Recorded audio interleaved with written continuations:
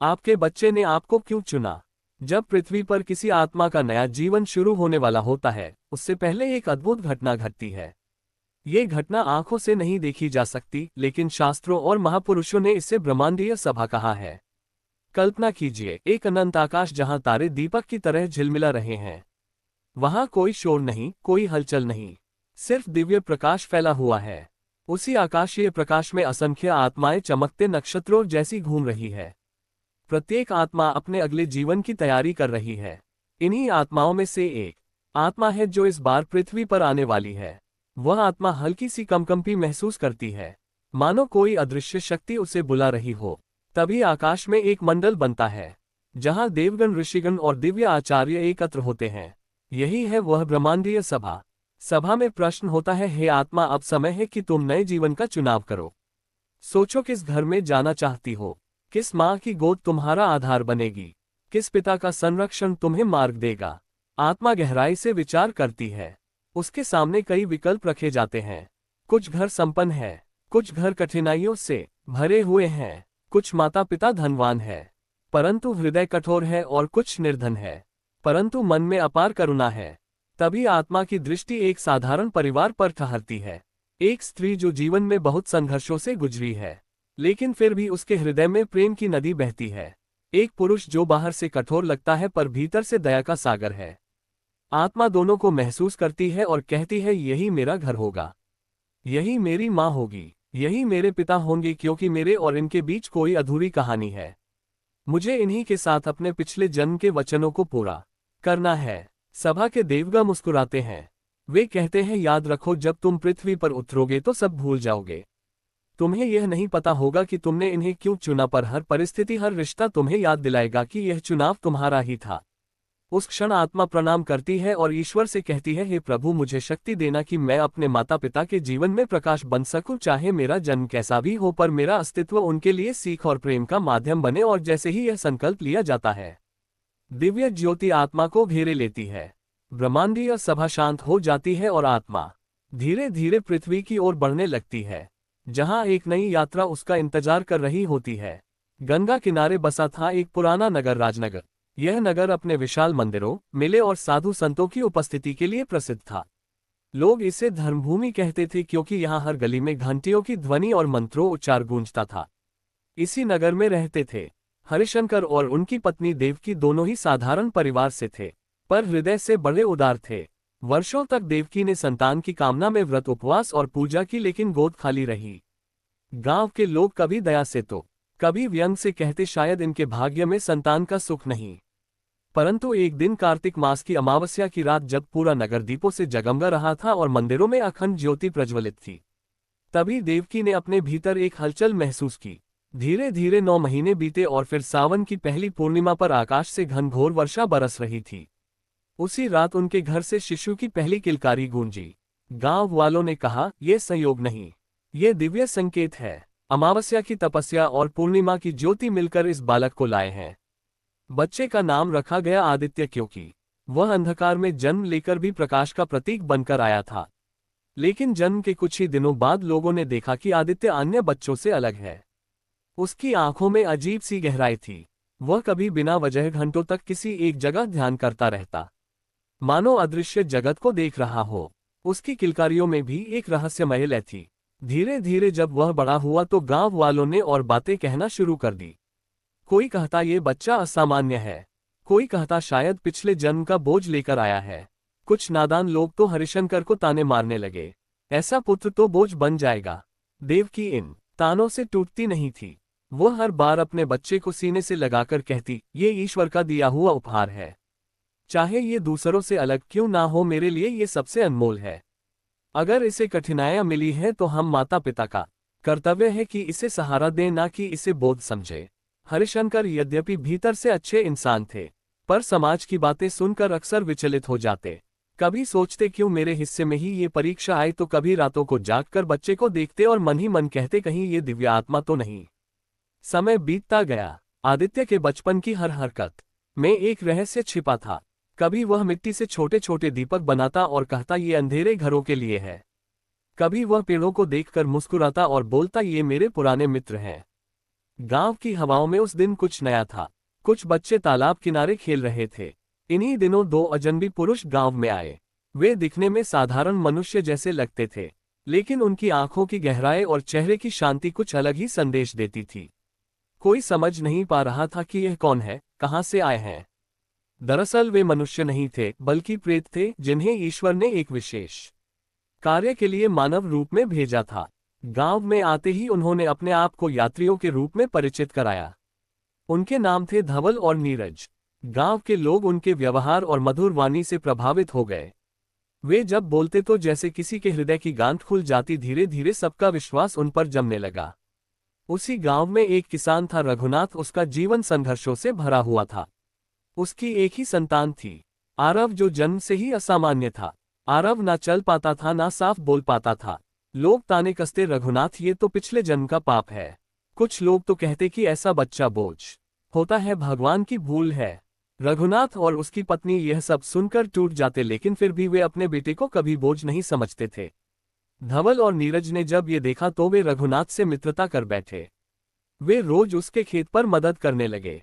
कभी आरव को गोदी में उठा लेते, कभी उसे खेल खल में हंसाने लगते। आरव, जो अब तक चुप और उदास रहता था, इन दोनों को देखकर मुस्कुराने लगा। रघुनाथ की पत्नी की आंखों में आंसू आ जाते। इतने अच्छे लोग आज भी इस दुनिया में हैं। धीरे धीरे गांव के अन्य लोग भी आरव को देखने का दृष्टिकोण बदलने लगे। पहले जो लोग उसे बोझ कहते थे, अब सोचने लगे, अगर ये अजनबी इसे इतना प्रेम कर सकते हैं तो हम क्यों नहीं। धवल और नीरज ने अपनी मित्रता से यह सिखाना शुरू कर दिया कि बच्चे भगवान का उपहार होते हैं। चाहे वे जैसे भी हो, उन्हें बोझ नहीं बल्कि ईश्वर का आशीर्वाद समझना चाहिए। गांव में चर्चा फैलने लगी, ये दोनों आदमी कोई साधारण नहीं, ये तो जैसे किसी दिव्य उद्देश्य से आए हैं। लेकिन अभी भी कोई यह नहीं जानता था कि धवल और नीरज वास्तव में कौन है। यह मित्रता गांव के लिए बदलाव का बीज बन चुकी थी। एक दिन गांव में बड़ा उत्सव था। ग्राम देवी का वार्षिक पूजन। हर घर से लोग मंदिर में आए। रंग बिरंगी पताकाएं, फूलों की सजावट और ढोलन गाड़ों की गूंज से वातावरण पवित्र हो गया। परंपरा के अनुसार हर वर्ष गांव के एक बच्चे को दीप प्रज्वलित करने का अवसर दिया जाता था।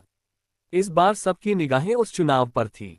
गांव के मुखिया ने प्रस्ताव रखा, क्यों ना इस बार आरव को यह अवसर दिया जाए। ये सुनते ही बहुत से लोग चौंक गए।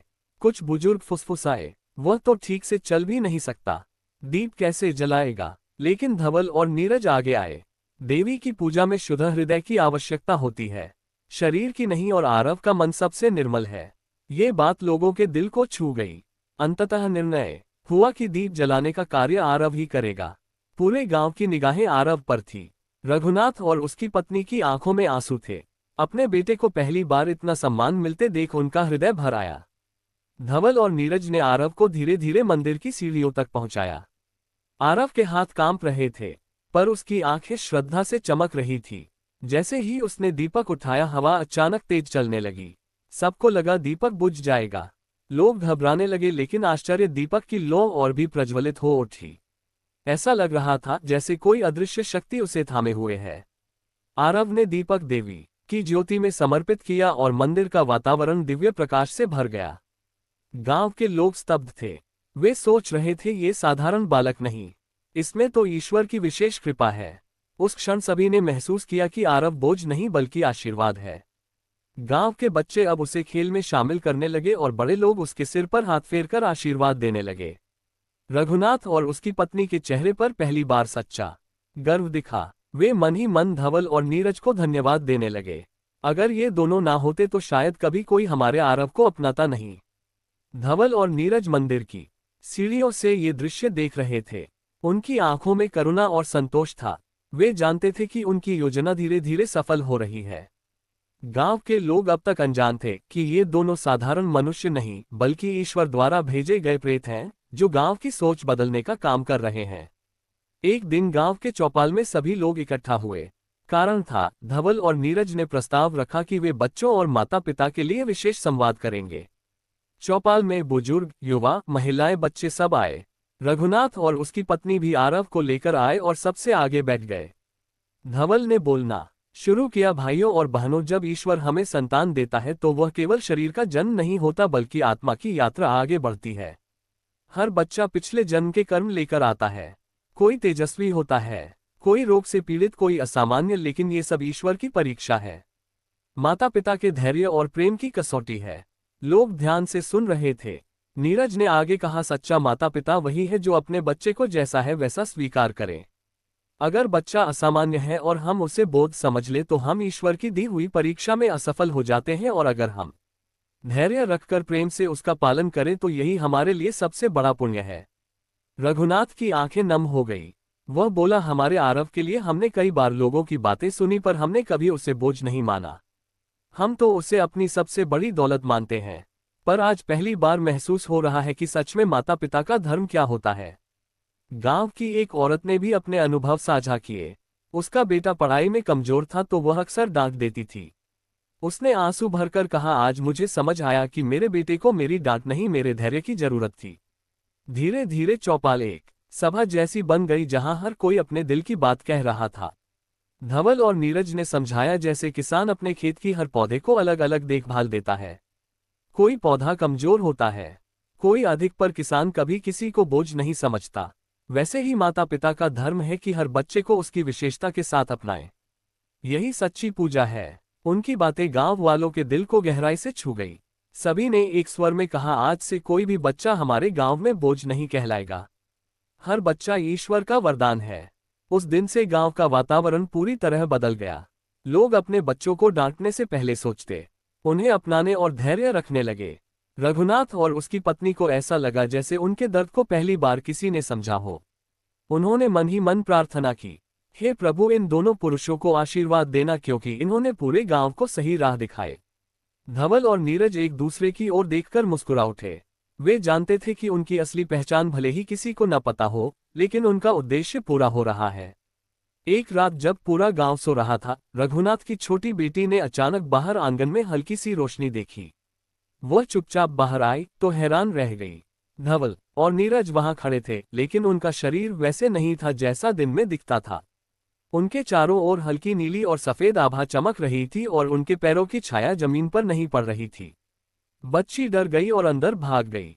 उसने माँ से कहा, माँ, बाबा लोग तो चमक रहे थे जैसे आसमान के तारे उतर आए हो। माँ ने सोचा शायद बच्ची ने सपना देखा होगा, लेकिन अगले दिन जब धवल और नीरज रघुनाथ के घर आए तो बच्ची उन्हें देखकर चुप हो गई।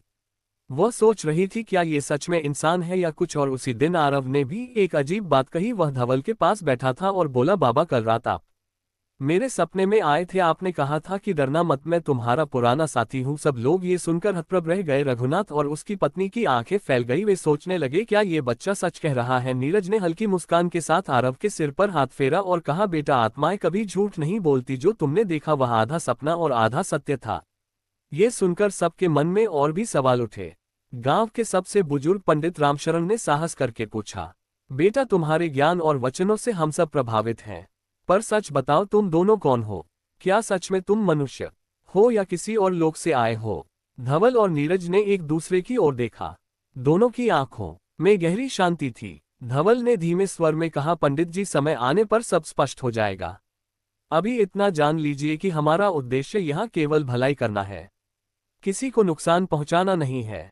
उस रात गांव में एक और अजीब घटना हुई। चौपाल के पास खड़े पीपल के पेड़ से हल्की सी दिव्य ध्वनि आई। लोग जब वहां पहुंचे तो देखा पेड़ की छाया में धवल और नीरज खड़े थे। उनका चेहरा साधारण था, पर उनकी आंखें तारों की तरह चमक रही थी। लोगों ने समझ लिया कि इन दोनों में अवश्य ही कोई अलौकिक रहस्य छिपा है, पर डरने की बजाय गांव वालों के दिल में उनके लिए श्रद्धा और बढ़ गई। धवल और नीरज अब सोच रहे थे, क्या समय आ गया है कि अपनी असली पहचान बता दे, या अभी लोगों को धीरे धीरे तैयार करना होगा। उनका रहस्य अब आधा उजागर हो चुका था, पर पूरा सच अभी सामने आना बाकी था। गांव अब धवल और नीरज के रहस्य की चर्चा से गूंज रहा था। कोई उन्हें देवदूत मान रहा था, कोई प्रेत, तो कोई किसी छिपे हुए साधु। रघुनाथ और उसकी पत्नी सबसे अधिक उलझन में थे। वे दोनों धवल और नीरज से गहरी श्रद्धा रखते थे, लेकिन उनके मन में प्रश्न था, क्या सच में यह मनुष्य है? एक दिन पंडित रामशरण ने सभी गांव वालों को चौपाल पर बुलाया और धवल नीरज से आग्रह किया, बेटा, अब हम और प्रतीक्षा नहीं कर सकते। तुम्हारा ज्ञान असाधारण है, तुम्हारा तेज साधारण मनुष्य जैसा नहीं। कृपया हमें सच बता दो। अगर तुम दिव्य हो तो हमें आशीर्वाद दो, और यदि प्रेत हो तो भी हमें भय नहीं, क्योंकि तुम्हारे कर्म केवल भलाई के रहे हैं। धवल ने शांत स्वर में कहा, पंडित जी, आप सही हैं। हम साधारण मनुष्य नहीं हैं, हमारा शरीर केवल आभासी है। असल में हम आत्माएं हैं जो कई वर्षों से मुक्ति की खोज में भटक रही थी। गांव में सन्नाटा छा गया। हर कोई विस्मित था, लेकिन उनके चेहरे पर भय नहीं बल्कि कौतूहल था। धवल ने गहरी सांस लेकर कहा, सैकड़ों वर्ष पहले इसी गांव के पास मेरा जन्म हुआ था। मैं एक धनवान जमींदार का बेटा था। घमंड ने मेरी आंखों पर पर्दा डाल दिया था। गरीबों का हक छीनकर मैंने अपनी हवेली भरी। जब मृत्यु आई तो मेरी आत्मा को चैन नहीं मिला। पाप के बोझ ने मुझे बांध दिया और मैं प्रेत बनकर भटकने लगा। गांव के बुजुर्ग हैरान हो गए। कुछ ने आपस में कहा, तो यही कारण है कि यह आत्मा आज गांव वालों को दया और सेवा का पाठ पढ़ा रही है।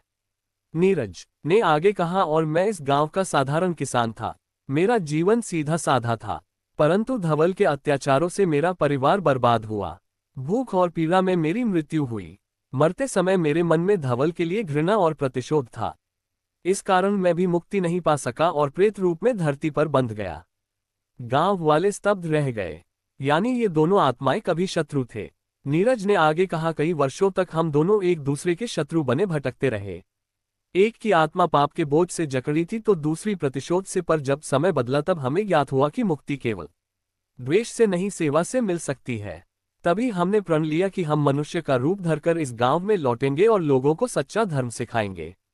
धवल ने नम्र स्वर में कहा, आज हम ना मित्र हैं ना शत्रु, हम केवल आत्माएं हैं जो अपनी भूलों को सुधार रही हैं, और शायद इसी कारण ईश्वर ने हमें रघुनाथ और आरव के जीवन से जोड़ा। रघुनाथ की आंखों में आंसू आ गए। वह बोला, आप दोनों प्रेत नहीं, हमारे लिए तो देवदूत है। आपने हमें सिखाया कि बच्चा चाहे जैसा भी हो वह बोझ नहीं वरदान है। आपने हमें समझाया कि माता पिता का धर्म धैर्य और प्रेम है। अगर आप प्रेत होकर इतनी भलाई कर सकते हैं तो हम मनुष्य होकर क्यों नहीं कर सकते। गांव के लोग भी एक स्वर में बोले, सचमुच ये दोनों आत्माएं हमारी आंखें खोलने आए हैं। उस दिन से गांव वालों का डर पूरी तरह मिट गया।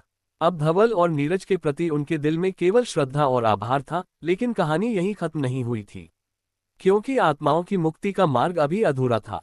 आरव, जो पहले अपनी असामान्यताओं के कारण अकेलापन महसूस करता था, अब धवल और नीरज की प्रेरणा से बदलने लगा। वह बोला, माँ, अब मैं डरता नहीं हूँ। बाबा, लोग कहते हैं कि मैं अलग नहीं, खास हूँ। मुझे ईश्वर ने कुछ सीखने और कुछ सिखाने के लिए भेजा है। रघुनाथ की पत्नी के आंसू बह निकले। उसने अपने बेटे को गले लगाकर कहा, हाँ बेटा, अब हमें कभी यह महसूस नहीं होगा कि तुम किसी से कम हो। तुम हमारे लिए ईश्वर का अनमोल तोहफा हो। धीरे धीरे गांव का माहौल भी बदलने लगा। जहाँ पहले कोई बच्चा पढ़ाई या शारीरिक रूप से कमजोर होता, लोग उसे बोझ मान लेते थे, लेकिन अब माता पिता अपने बच्चों को धैर्य और प्रेम से संभालने लगे। गांव में ये कहावत फैल गई, हर बच्चा भगवान की भेजी हुई किताब है, उसे ध्यान से पढ़ो। धवल और नीरज ने गांव में शिक्षा और संस्कार का कार्य शुरू किया। वे रोज चौपाल में बच्चों को बैठाकर कहानियां सुनाते। कहानियां साधारण नहीं थी, बल्कि उनमें गहरी शिक्षा छिपी रहती। कभी वे कर्मफल का ज्ञान देते, कभी धैर्य का महत्व तो कभी करुणा का संदेश। गांव के लोग कहते, इनकी बातें सुनकर लगता है जैसे खुद ईश्वर बोल रहे हैं। परंतु उनके मार्ग में बाधाएं भी आए। एक दिन गांव में अकाल पड़ा। बारिश न होने से खेत सूख गए। लोग परेशान हो गए और कहने लगे, अगर यह सच में दिव्य आत्माएं हैं तो हमारी मदद क्यों नहीं करते। धवल ने गांव वालों से कहा, हम चमत्कार करने नहीं आए हैं, हम तो केवल मार्ग दिखा सकते हैं। कठिनाइयां ही मनुष्य की सबसे बड़ी परीक्षा है। नीरज ने भी कहा, मुक्ति केवल आराम से नहीं मिलती। जैसे सोना अग्नि में तपकर चमकता है, वैसे ही आत्मा संकटों में तपकर निखरती है। इसलिए हमें एक दूसरे की मदद करनी होगी। उनकी बातों ने गांव वालों को झकझोर दिया। सबने मिलकर नहर खोदने का निर्णय लिया। धवल और नीरज भी उनके साथ दिन रात काम करने लगे। लोग हैरान थे, ये तो प्रेत हैं, फिर भी हमारे साथ मिट्टी धो रहे हैं, पत्थर तोड़ रहे हैं। धीरे धीरे गांव में पानी आ गया। खेत फिर से हरे होने लगे। सबने समझा कि सेवा और एकता से ही मुक्ति का मार्ग खुलता है। उस रात जब सब सो रहे थे, धवल और नीरज ने आकाश की ओर देखा। उनके चारों ओर हल्की सी दिव्य आभा चमकने लगी। धवल ने कहा, नीरज, लगता है हमारा बोझ हल्का हो रहा है। सेवा ने हमारे पुराने पाप और द्वेष को धोना शुरू कर दिया है। नीरज मुस्कुराया, हाँ मित्र, आज पहली बार आत्मा को शांति का स्पर्श मिला है। शायद मुक्ति अब दूर नहीं। उस दिन से धवल और नीरज को ये भलीभांति ज्ञात हो गया कि केवल सेवा ही वह सेतु है जो भटकी हुई आत्मा को प्रकाश की ओर ले जाती है। गांव में अब धवल और नीरज का नाम श्रद्धा से लिया जाने लगा था। लोग उन्हें साधु से भी ऊंचा मानते थे। परंतु स्वर्गलोक से देवदूतों ने देखा कि इन आत्माओं का पाप और द्वेष काफी हद तक धुल चुका है। लेकिन मुक्ति के योग्य बनने के लिए अभी अंतिम परीक्षा शेष है। बारिश आ चुकी थी, खेत हरे भरे हो गए थे, लेकिन एक और संकट गांव पर टूट पड़ा। रघुनाथ का बेटा आरव अचानक बीमार पड़ गया। उसका शरीर कमजोर था और रोग ने उसे जकड़ लिया। डॉक्टर और वैद्य ने हाथ खड़े कर दिए। माँ पिता के आंसू थमने का नाम नहीं ले रहे थे। रघुनाथ ने कहा, हे भगवान, अगर मेरे बेटे की जान लेनी है तो मेरी ले लो, पर इसे मत छीनो। गांव वाले भी प्रार्थना में लग गए। धवल और नीरज जानते थे कि यह कोई साधारण बीमारी नहीं है, ये ईश्वर की अंतिम परीक्षा है। धवल ने कहा, नीरज, यह वही क्षण है जिसका हमें इंतजार था। अगर हम आरव की रक्षा कर पाए तो हमारी आत्माएं सच में शुद्ध हो जाएंगी, लेकिन अगर असफल हुए तो शायद हमें फिर जन्म जन्मांतर भटकना पड़े। नीरज ने गंभीर स्वर में कहा, आरव सिर्फ रघुनाथ का बेटा नहीं है, यह उस वचन का प्रतीक है जो आत्माएं जन्म से पहले करती हैं।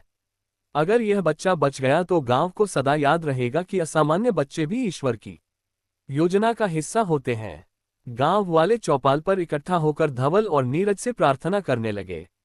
आप दोनों देवदूत हैं, अगर आपकी शक्ति में सामर्थ्य है तो हमारे आरव को बचा लीजिए। धवल ने सभी को शांत किया और कहा, हम चमत्कार नहीं करते, लेकिन प्रेम और आस्था की शक्ति चमत्कार से भी बड़ी होती है। आप सब मिलकर आरव के लिए प्रार्थना कीजिए। उस रात धवल और नीरज आरव के पास बैठ गए। बच्चा बेहोश था। धवल ने कहा, हम अपनी ऊर्जा इसे देंगे, हमारी आत्मा का प्रकाश अगर इसे छू ले तो ये जीवित रहेगा। नीरज ने हामी भरी। दोनों ने ध्यान लगाया और अपने भीतर की दिव्य शक्ति आरव के शरीर में प्रवाहित की। धीरे धीरे कमरे में हल्की रोशनी भरने लगी। आरव का चेहरा चमक उठा, उसकी सांसें स्थिर होने लगी। अचानक आरव ने आंखें खोली और धीमे से कहा, मां, मैं ठीक हूं। रघुनाथ और उसकी पत्नी खुशी से रो पड़े। पूरा गांव अगले दिन जश्न में डूब गया। परंतु उसी रात धवल और नीरज ने आकाश में एक दिव्य प्रकाश देखा। एक गंभीर स्वर गूंजा, धवल और नीरज, तुमने अपनी शेष शक्ति देकर एक मासूम की रक्षा की। यही सच्ची सेवा और त्याग है। तुमने अपने पाप और प्रतिशोध को प्रेम से धो दिया है। अब तुम्हारी आत्माएं मुक्ति की अधिकारी है। दोनों के शरीर से निकलकर प्रकाश की किरणें आकाश में समाने लगी। धवल और नीरज की आत्माएं अब मुक्त हो चुकी थी, लेकिन उनकी शिक्षा गांव की मिट्टी में हमेशा के लिए अंकित हो गई। बच्चा चाहे कैसा भी हो, वही ईश्वर का भेजा हुआ प्रकाश है। माता पिता का धर्म है कि उसे बोझ नहीं, वरदान माने। गांव की अगली सुबह कुछ अलग ही थी। मंदिर की घंटियां गूंज रही थी, हवा में हल्की सुगंध थी और लोगों के चेहरे पर शांति का भाव। परंतु सबसे बड़ा परिवर्तन उस घर में हुआ था जहां रघुनाथ और उनकी पत्नी अपने विशेष बच्चे आरव के साथ रहते थे। अब वह घर अंधकार और चिंता का प्रतीक नहीं था, बल्कि प्रेरणा और प्रकाश का केंद्र बन गया था। धीरे धीरे गांव वालों ने ये स्वीकार कर लिया कि आरव सामान्य बच्चों की तरह नहीं है, पर उसमें ईश्वर का अंश है। उसकी मासूम हंसी, उसके सरल शब्द और उसका निश्चल मन हर किसी को बदल देता था। लोग जब भी उससे मिलते उनके भीतर का कठोरपन पिघल जाता। रघुनाथ को अब किसी भी तरह का दुख नहीं था। वे हर सुबह ही ईश्वर को धन्यवाद देते कि उन्होंने उन्हें ऐसा बेटा दिया जो लोगों के लिए प्रेरणा का स्रोत बन गया। वे सोचते, अगर वह सामान्य होता तो शायद कभी किसी के हृदय को इतना गहराई से ना छू पाता। आरव बड़ा होकर ज्ञान और प्रेम का संदेश फैलाने वाला संत बना और लोगों के हृदयों में यह अमर सत्य अंकित हो गया। ईश्वर कभी गलत रचना नहीं करते। हर आत्मा का जन्म एक उद्देश्य से होता है। प्यारे दर्शकों, आपको यह वीडियो कैसा लगा? नीचे कमेंट बॉक्स में जरूर बताइए। अगर अच्छा लगे तो वीडियो को लाइक और शेयर कीजिए और चैनल को सब्सक्राइब करके हमारे साथ जुड़े रहिए। धन्यवाद।